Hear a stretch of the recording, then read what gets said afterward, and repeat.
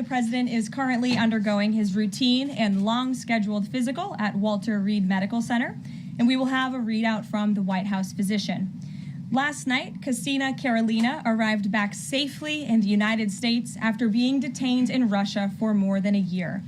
Since Inauguration Day, President Trump and his team have secured the release of more than 40 detained Americans abroad. This is more than half of the number of Americans released by Joe Biden in 4 years, and President Trump has brought these Americans home in 80 days. This administration will continue to work hard to bring Americans home from around the world. As I've said before, and I will say it again today, everybody in this room has access to the most transparent and accessible president in American history. The cabinet meeting yesterday was further proof. President Trump asked each secretary to provide an update to all of you in the media on the critical work they are doing at their respective agencies to deliver on his agenda. And according to new reporting from the Washington Times, who I believe is in this room today, President Trump answered nearly 100 questions from the press, all of you, during his first 3 open press cabinet meetings this year. That's nearly 20 times the number answered by Joe Biden in cabinet meetings during his entire 4 years in office. In more excellent economic news that was released yesterday, the Consumer Price Index report showed inflation fell to 2.4% in March, smashing expectations for the second straight month in a row. This marked the first drop in consumer prices dating all the way back to the COVID pandemic. Prescription drug prices saw the largest monthly decline on record. Prices for airfare, used vehicles, and car insurance all decreased as well. And energy prices fell 2.4% in March, driven by plummeting gas prices around the country. Also yesterday, House Republicans answered President Trump's call to move forward the budget resolution and officially set the stage for the passage of one big, beautiful bill. The American economy will boom after this bill is passed and the rest of the president's pro-growth agenda goes into effect. The largest tax cuts and deregulation in history, coupled with our energy industry unleashed and renegotiated trade agreements that put America first, are the ultimate formula to usher in the golden age of America. On that note, more than 75 countries have now reached out to the Trump administration, eager to address the trade issues that have exploited America and hurt our workers in the process. The phones have been ringing off the hook to make deals, and these countries wisely heeded President Trump's warning not to retaliate, and as a result, they were rewarded with a 90-day pause and substantially lower reciprocal tariff rates during this period so potential solutions can be achieved. Past presidents just willingly accepted the failed status quo on trade that ripped off our workers and our companies. But that's not who this president is. He creates his own leverage and negotiates deals better than anyone else who has sat in the Oval Office before him. And that process is currently underway. On another matter, the deadline for registration under the Alien Registration Act is today. All foreign nationals present in the United States longer than 30 days must register with the federal government. Failure to comply with this is a crime, punishable by fines, imprisonment, or both. As President Trump and Secretary Noem have both said, if you register and you leave now, you choose to self-deport, you may have the opportunity to return later legally. But if not, you will be arrested, fined, deported, never to return to our country again.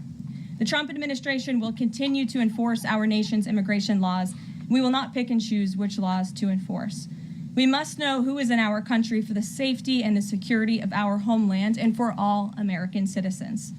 I also have a note from the First Lady to share with you on this Friday. On Tuesday this week, First Lady Melania Trump celebrated the advancement of the Take It Down Act in the House Energy and Commerce Committee. The important legislation passed the committee with bipartisan support, and as you may remember, the president talked about this bill in his address to a joint session of Congress last month. The First Lady remains dedicated to her championing child well-being, ensuring that every young person can thrive, and of course, championing her Be Best agenda. We urge Congress to swiftly pass this important legislation. Here in our new media seat today, we have Jordan Berman. Jordan is a social media content creator and influencer and a lawyer who grew up following breaking down the news from a neutral perspective. Jordan is the host of her own podcast called Unbiased Politics, where she dissects the top stories from the week from a legal perspective. Jordan focuses on bringing back real journalism from a nonpartisan perspective and has mastered explaining complex legal decisions to a mass audience in the short-form context. Her two biggest platforms are TikTok and Instagram, where she has roughly 500,000 followers on each. With that, please kick us off, Jordan. Thank you. As you know, yesterday the House passed the SAVE Act, and many married women, soon-to-be married women, are concerned that the new voter ID requirements may inhibit their access to the polls. What assurances can you give women voters in America to ease their concerns? Sure. Well, the SAVE Act, as you mentioned, was passed by the House yesterday. This is the Safeguard American Voter Eligibility Act. I believe I'm getting that correct. And this act is a common sense measure. It would require proof of citizenship for voting in our elections. The Democrats have been fear-mongering about this bill, have been saying that married women, if their name has changed, they didn't change it on their identification, would not be able to vote. That is complete fallacy. There are outlined in the bill about how to avoid that. The president very much supports a common sense solution to ensuring that only citizens can engage in our elections. This is critical to improving the integrity of our elections and also the trust that American citizens need to have in our electoral process. So the president supports this bill, and that is a myth that has been proven wrong by the text of this bill. And I believe some of the co-sponsors of the bill have been very vocal in addressing that. And certainly I myself, as a married woman, would not stand before this podium if the president did not support such a common sense measure. Thank you. For my next question, I actually want to give a voice to the American people. I sourced a question from one of my listeners. Her name is Bryn. She is from Oregon. And she asked, what, if any, plans do you have, the administration, for the money that will be generated by tariffs imposed on foreign goods? How will the administration facilitate the development of American industries when many critical components, labor, parts, etc., are much cheaper and more feasible from foreign entities? It's a great question from your listener, and I want to thank her for submitting it to you to ask. That's the part of the new media seat is so that everyday Americans across the country have a voice in this room. So thank you again for being here. Thanks for the question. The president's point about his trade and tariff agenda is to bolster our manufacturing industries here in our country, to bring down the cost of living here in our country, and to ensure that we are maintaining critical supply chains here in America. We cannot be dependent on countries like China if we want this country to be strong and wealthy. So the president wants to restore wealth to America by shoring up these jobs here at home, which will result in good paying jobs and higher wages for the American public. And so Americans should trust in that process. He effectively implemented tariffs in his first term while driving down the cost of living in this country, and that's what he's focused on doing again. Thank you. As a follow-up question, could I just ask, are there any specific ideas that the administration has as to what that revenue, specific tariff revenue, will be used for? Yes, to the heart of your question, the president has spoke about the trillions of dollars that he expects in revenue from tariffs and how we can use it to pay down our debt and to ensure that we are no longer faced with a crippling national debt in the trillions that is going to bankrupt our nation for future generations. So that money coming back home will make America in the green rather than in the red, which any small business owner across the country, I believe, can appreciate. Thank you so much. Thank you. Kelly. Hey. Tomorrow there will be negotiations between the United States and Iran in Oman. What are the president's chief goals for that, and is he satisfied with how Iran is responding to this? They don't want direct face-to-face negotiations, instead sort of old-school shuttle diplomacy where they're in separate rooms and messages are passed back and forth. So is the president comfortable with the arrangement there, and what is the chief objective? Well, I have spoken to both the president and also his national security team who will be engaged in these discussions. These will be direct talks with the Iranians, and I want to make that very clear. I also spoke to the president just last night about his goal when it comes to Iran, and he has reiterated repeatedly to all of you publicly and also privately to his team here at the White House, his ultimate goal and the ultimate objective is to ensure that Iran can never obtain a nuclear weapon.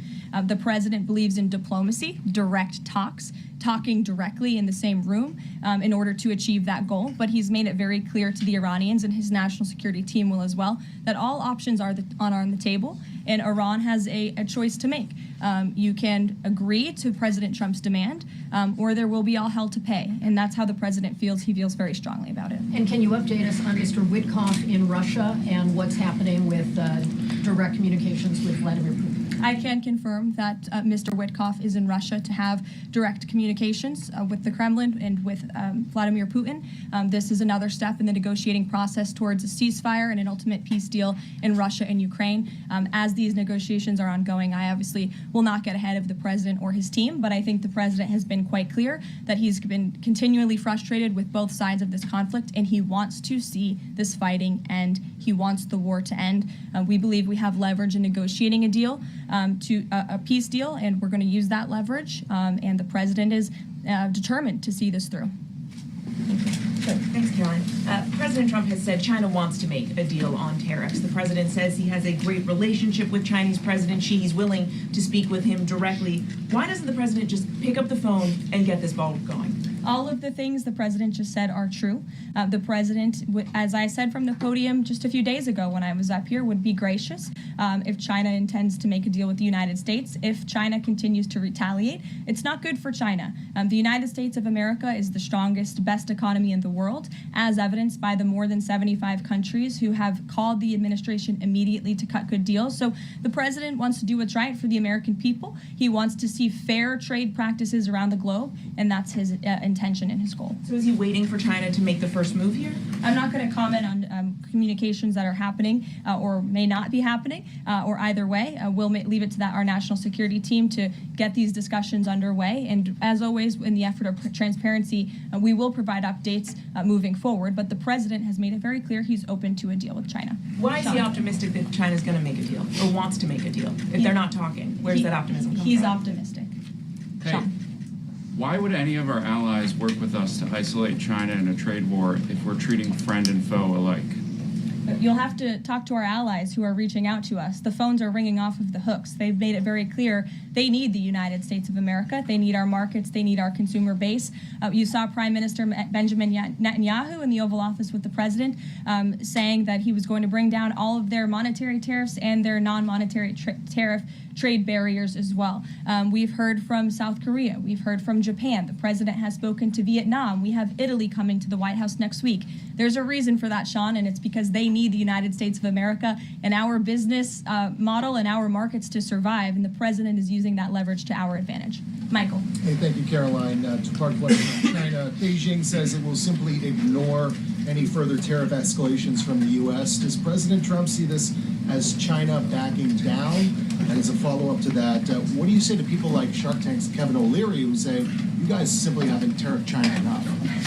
Look, the tariff rate on China remains where it was yesterday, at the 145% level. The president made it very clear when the United States is punched, he will punch back harder. And he hopes to make a deal that benefits the American worker and our companies that have been ripped off for far too long. And he's finally taking bold and courageous action to do that. You know, taking on China is, in the terms of trade and tariffs, is something that both Democrats and Republicans alike have spoken about for decades. President Trump is finally doing it. Caroline, real quick, the president of El Salvador is coming to the White House on Monday. Does President Trump want him to bring Kilmar Abrego Garcia with him? The Supreme Court made their ruling last night very clear that it's the administration's responsibility to facilitate the return, not to effectuate the return. I believe the Department of Justice just filed another brief in the lower court. I would defer you to that for any updates. But as you mentioned, President Bukele will be here at the White House on Monday to talk about the cooperation that is at an all-time high. And we very much appreciate President Bukele and El Salvador's cooperation and the repatriation of El Salvadorian gang members who the previous administration allowed to infiltrate our country. Sure. Thank you very much, Caroline. The president spoke quite highly of the great relationship that he has with the Turkish president. We know that the president might be heading off to the Middle East very soon. Is he planning to meet with the Turkish president, either here in the White House or in Turkey? Any plans? I don't have any details about the president's overseas trip other than to say he was surely going to Saudi Arabia. There could be more countries as part of that trip. We're working on the details, and as I've said repeatedly, we will provide the details of that trip as soon as possible. A trip to Turkey, or his invitation to the Turkish president, is under consideration? I'm not going to comment on the details of the trip, but once they're confirmed, I will certainly let you all know. Yes, Stephen. Thank you, Caroline. I'd like to ask you about presidential health and also about tariffs. On presidential health, are there plans for the president's physician to come here and take our questions? And also, President Trump repeatedly makes remarks about the former president's health. Is he considering using his executive powers to bring any greater transparency there? As I have said, the president is undergoing his long-scheduled physical. It's a yearly physical that every president receives, and we will provide an update on that by the president's physician as soon as we possibly can. And about the former president and transparency regarding his health, are there... Well, I can tell you there was certainly a lack of transparency from the former president, from the entire former administration, and frankly, a lot of people in this room when it came to the health and the competence of the former president of the United States, Joe Biden. There was one of the greatest cover-ups and frankly political scandals this nation has ever seen. It's been unraveled in some recent books that are being written by journalists who engaged in that cover-up and scandal, which is quite ironic. But this president is clearly committed to transparency. You in this room see him and hear from him on a daily basis. You in this room know from covering him, it's hard to keep up with him. He is a machine working around the clock every single day. And the physician, after today's physical, will provide an update on the report in the effort of transparency. If I could ask about tariffs, there have been big swings this week in the Treasury bond yields. There's a theory that it might be because of China dumping these as leverage, driving up costs for U.S. loans like mortgages. Does the White House have evidence that this is in fact a result of Chinese dumping, and if so, is there a message on that? Not to my knowledge, but I would check in with the Treasury Department on that. I can tell you I know our Secretary of Treasury, Scott Bessent, is keeping a very close eye on the bond market. He spoke about it at the White House this week, and I know he's keeping his eyes on it day to day. Ed. Thanks. Thank you, Caroline. So the administration, I have an administration source who's telling me that we're weeks away from the first deal with the country over tariffs. Where is the administration? How soon can we see that? And what country is that first one? I won't reveal or get ahead of our trade team as these negotiations are obviously ongoing, but I can tell you very good progress has been made. Jameson Greer was on television this morning, and I spoke to him, and he confirmed that more than 15 offers are already on the table, which is remarkable in just a mere matter of days. And as I said earlier, we've heard from more than 75 countries around the world. This is a team effort. The president has a team of great, brilliant advisors who have been with him every step of the way, and all of them will be divvying up the workload. And I just want to give the president and his trade team credit for taking this on. This is a massive undertaking. There's no doubt about it. We take it very seriously. The president is determined to renegotiate global trade on behalf of American workers. And again, you've seen people on both sides of the aisles calling for this for years, but I think no other president lacked the courage or maybe the work ethic or the stamina to take on such a task. And I know there were some questions about the president's delayed departure earlier to Walter Reed. I'd like to address it was because he's working on this very issue, so he was running a bit behind this morning. On the 90-day pause, what would the president need to see in order to extend that 90-day pause for countries on tariffs? Well, I think the president addressed this yesterday when he said he's hoping that there will be good deals made before the 90 days is up. And we will cut those deals as soon as we possibly can, country by country, tailor-made deals for each and every country as they all propose unique challenges and unique assets to each country, advantages rather. And when that 90-day mark hits, the president will make that decision then. One more, if I could, on a different subject. So a bird earlier attacked my colleague, Peter Doocy, doing a live shot at I'm wondering the White if House. that's why Peter is absent from his seat. Is he doing okay? He's recovering. Has anyone checked on him? He's recovering. Is anyone looking into that incident?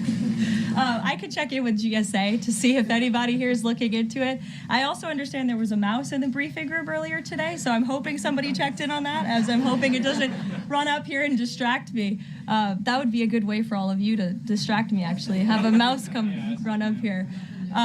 So I'll get an answer for you on that, out of respect for our good friend Peter. Jeff? Why is American consumer confidence so low? Look, I think there's a great optimism in this economy, great optimism for the American people, a lot of reason for people to feel optimistic. The president is, as I just said, trying to renegotiate the global trade agenda that has ripped off the American people for far too long. As he said, this is going to be a period of transition. He wants consumers to trust in him, and they should trust in him. Look at what he did in his first term. And I just want to reiterate all of the reasons to be confident since you asked, Jeff. For those watching at home, yesterday the CPI report, inflation declined massively. Consumer prices are dropping for the first time in years. Energy prices are down. In fact, oil prices are down 20% since this president took office. Wholesale prices fell again. There have been trillions of dollars in investments into this country. Every day, the president is signing executive orders to cut regulation, especially when it comes to Environmental Protection Agency, our energy industry. That's going to unleash the economic boom in this country that we saw in the president's first term. So trust in President Trump. He knows what he's doing. This is a proven economic formula. What is he asking of Americans at this time? He talked about transition costs, transition problems. Is he asking something specific for Americans to do? No, I think the president is asking for Americans trust in Trump, as I just said, trust in his economic agenda and formula. It's a proven formula that works. And by the way, clearly the American people do in fact trust him because they did just overwhelmingly elect him to this office. Jennifer.